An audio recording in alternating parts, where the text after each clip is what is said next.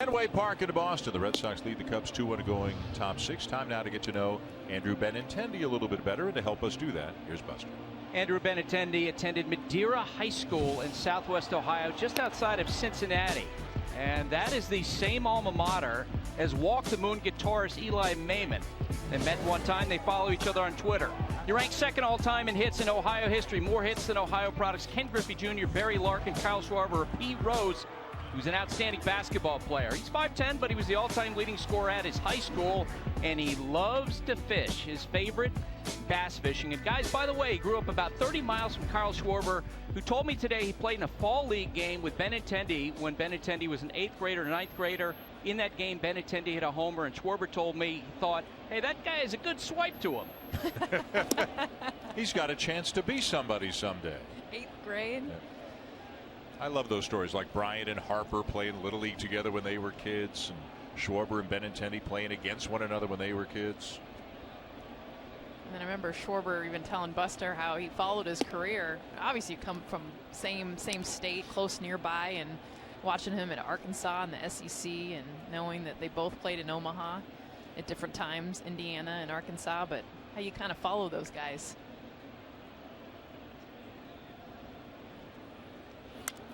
Interesting story about Benintendi, as this one will get out of play. He was taken 7th overall by the Red Sox in 2013. The Cubs were very, very high on him, and they wanted him. But the Cubs had 2 more wins that year than the Red Sox, so the Cubs actually picked 9th. Now, the Cubs swept a series from the Red Sox that year. Had the Red Sox won any of the 3 games of that series, then the Cubs, White Sox, and Red Sox all would have finished in a tie, and through tiebreakers, the Cubs would have had the 7th pick in the draft, not the Red Sox. So Benintendi would be a Cub. Benintendi could be a Cub. And that was the season for the Red Sox coming off that championship year of 13. And I remember when they played that series. I'm sorry, it was 14, right? I gave the wrong year. Yes. So it was coming after that championship season, and no one expected the Red Sox to go on that downward spiral they did, which ended up getting them. Of course, in 13 they won the World Series. The Red Sox. 14 didn't have a good year. The 2015 draft. Now you can do that every year. You can look at 2 teams and say, well, if this team had won, then they would draft here instead of there. But Benintendi and family were under the impression the Cubs were very high on him, and he was likely to be chosen by them if he had gotten that far. But 2 picks before it got to the Cubs, the Red Sox took him. Bogarts with a nice play to get Russell. Sunday Night Baseball on ESPN, presented by Taco Bell, is brought to you by the Lexus GS 350 and GS Turbo. See your Lexus dealer. And the Ego Power Plus Lawnmower. Ego Power Beyond Belief. Chilly night here at Fenway. Great crowd. Lots of Cub fans again. You certainly heard that when Chris Bryant hit his home run. And again, John Farrell and everybody else who involved with the Red Sox organization says they've really never seen anything like this. The Giants were in for a series last year, a 2-gamer, and there were a lot of Giant fans here as Joe Kelly gets up now in the bullpen for Boston. This can be an issue for Rodriguez. He can be great and hardly give up any hits, but the pitch count can get away from him sometimes, whether it's because of walks or deep counts or 2 strike foul balls. Here he is coming up on 100 pitches with 1 out in the 6th inning. Yeah, and that is one of the issues, but also one of the strengths of this Cubs team. So even though they're somewhat being shut down tonight, they're usually very good at making a pitcher at least work hard on those nights they're not scoring a lot of runs. And as a result, they're going to have Rodriguez, who has had his way with them for the most part, probably out of this game at best through this inning.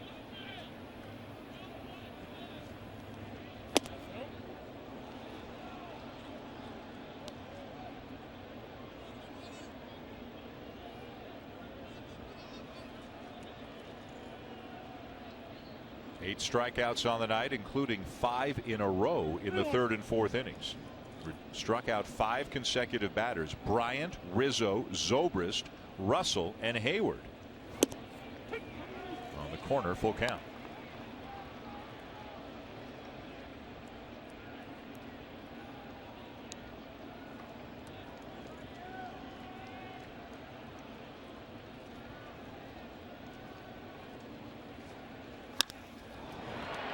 Great play, Bogaerts. Boy, he's made 2 good plays here in this inning. Well, 2 quality at bats. First, Addison Russell lays off some pitches to get to that 3-2 count, and Bogaerts shows off his range and his strong arm by making a backhanded play. And here, this ball is scalded off the bat of Hayward. You see him recognize it, lay out, and make it look easy on that bullet from Hayward. And a big second out. Eduardo Rodriguez really appreciative of his shortstop's work this inning. And John Farrell liking the defense. We told you yesterday was their sloppiest defensive game of the season with 4 errors. And only 3 teams have committed to more errors this year than the Red Sox have coming into play today. But they have been good tonight. A lot of it Bogaerts. Here's Wilson Contreras. Well, and I think before all is said and done, it will be a strength of this team when you consider up the middle with Bogaerts and Pedroia, the tandem catcher of Leon and Vasquez, and then the extremely athletic and gifted outfielders. Yep. This will be a good defensive thing. And don't forget Mitch Moreland, right, the reigning Gold Glove Award winner in the American League at first base. Third base right now being manned by Marco Hernandez. Pablo Sandoval is on the DL with a sprained knee, an indefinite period of time. No timetable for him to resume baseball activities. So that's really the one position that's kind of in a state of flux right now for the Red Sox.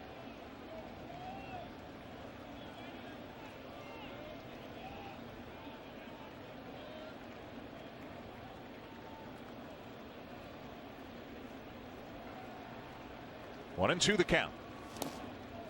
And a changeup taken in the dirt by Contreras. 2 balls, 2 strikes. Tell you what, though, the line drive of Hayward, great play by Bogaerts, but how about just the difference a year makes for Hayward? 101 miles per hour exit velocity off the bat. I mean, he was averaging 86, and you just think the difference that he's had offensively, and just how good and comfortable he looks. Now the changeup, swing and a miss. 9 strikeouts through 6 innings for Eduardo Rodriguez.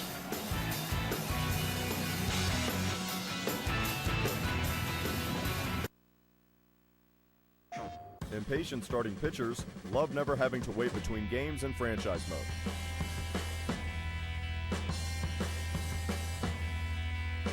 Everybody loves the show. PlayStation. Papa John's double play, 2 medium, 2 topping pizzas for only $6.99 each. A deal so big it needs a replay. Double better ingredients means double better pizza. Papa John's double play, 2 medium, 2 topping pizzas for $6.99 each. Papa John's. Nothing gets past MLB All-Star catcher Salvador Perez. Not even bugs. Ortho Home Defense. Bugs gone, stress gone. Ortho Home Defense, official partner of Major League Baseball.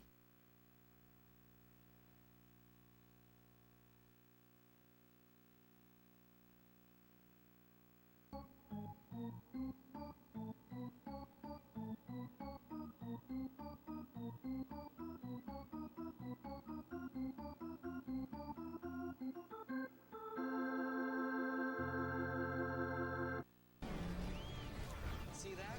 That's teamwork. Like cookies and brownies coming together to form Brookies and his Guardian's Awesome Mix Blizzard. Hey, Jan, that's enough. Star-Lord's clean. What? The new DQ Guardian's Awesome Mix Blizzard. See the film May 5th. We travel far from Chicago and work year-round to grow great hops. There are no shortcuts to Goose IPA. We don't need to be the only beer you drink. We just want to be the best beer you drink.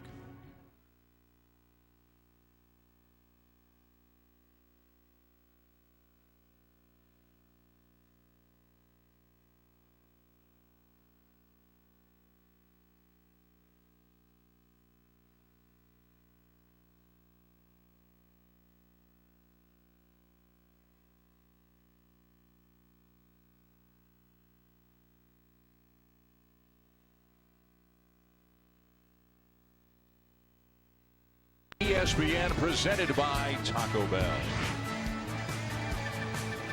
Top of the order for the Red Sox here in the bottom of the 6th. They lead the Cubs 2-1. The Cubs have out hit the Red Sox 5-3. All the offense on home runs tonight. Hanley Ramirez, a 2-run shot in the first. Chris Bryant, a solo home run in the 5th.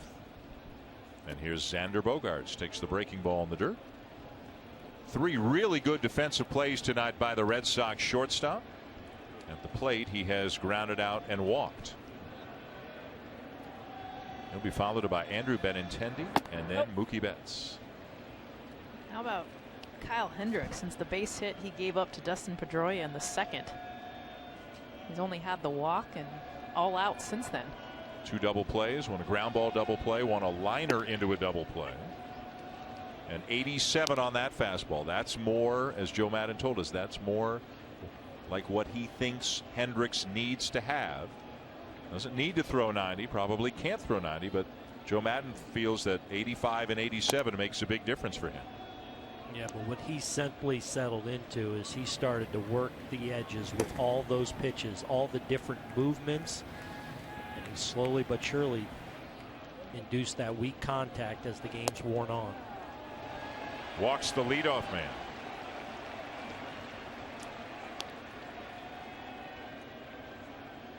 Play ball is MLB's initiative to inspire all forms of baseball and softball participation, making play opportunities available and fun for everyone. To learn more, go to playball.org. Joe Maddon with the rare hat and hood look. Wanted to double up, got the gloves on. He's not taking any chances. If only the 3 of us had been as smart and had the wardrobe that Joe has. I want a toque. I want a toque more than you. I need a toque more than you need a toque. Why, Dan? That I know. Here's Benintendi, singled and scored on the Ramirez home run in the 1st, and then hit a rocket, but right at Zobrist at 2nd, lining into a double play. I mean, you could envision this group, Benintendi, Bradley, Betts, being together for a long time.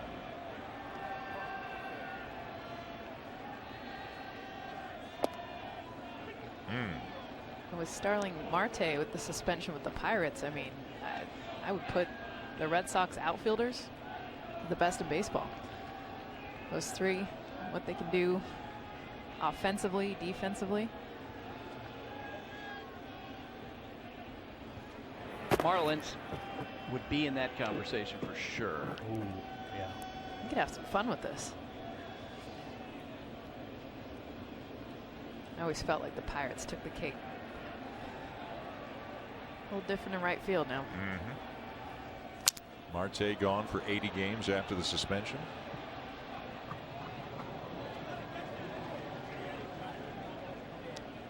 And again, this guy's a rookie. You know, none of them may be in their prime yet, which is scary to think if you think about Mookie Betts, that he could get better. But he's only been around about 3 years, had to adjust to a new position, moving from the infield to the outfield. Betts did. Benintendi in his first full season.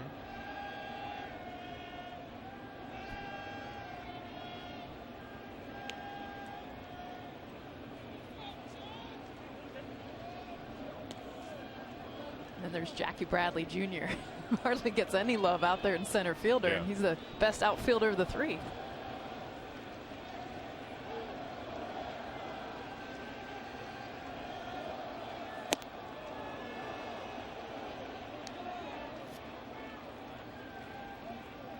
Aaron, if you had to pick one aspect of Benintendi's game that stands out, what is it? Well, I'm sitting here watching it right now. I don't know where you go to get him out right now. And I'm not sure the Cubs know, like, where is the put away position? If I execute a pitch, he's got such good plate coverage.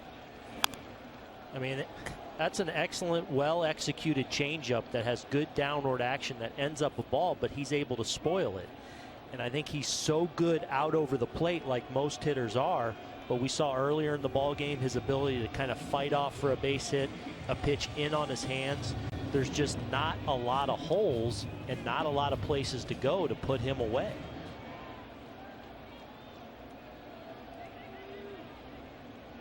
Contreras jogged out to the mound. Quick conversation with Hendricks to get on the same page. And he gets a call on a pitch that looked like it was off the outside corner, but he rings up Benintendi. About as good an execution you could have on a backdoor cutter. But let's take a look at Hendricks in this game. A couple of two-seam fastballs that he executes perfect in off the plate to righties. A two-seamer he brings to the inside corner against Jackie Bradley. The cut fastball in on the hands. And here's the two changeups. The cut changeup that he gets the cut action, and then that down and away bread and butter pitch for him that he gets great movement on with the changeup. He's able to get another out. He is really settled in, and once again turned in a nice outing, coming off his best outing in his last start against the Pirates. Joe Madden talked about how he gauges Hendricks by the reaction of the hitters. He could also tonight gauge it by all the broken bats. Has not given up a hit, as just mentioned, since the second inning when Pedroia led off the inning with a single. Betts hits the ball hard straightaway center field. Almora back on the edge of the track, makes the catch, 2 down.